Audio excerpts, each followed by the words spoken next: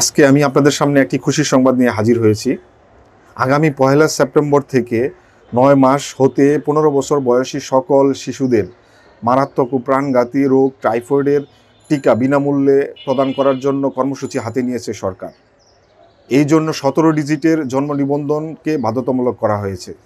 যদি আপনার সন্তানের জন্ম নিবন্ধনটি করা না থাকে, আজই দ্রুত সময়ের মধ্যে bdris.gov.bt গিয়ে রেজিস্ট্রেশনটি করে নেবেন। দেন আপনি baxepi.gov.bt গিয়ে টিসিবি ভ্যাকসিন অপশনটি সিলেক্ট করে রেজিস্ট্রেশন করে নেবেন।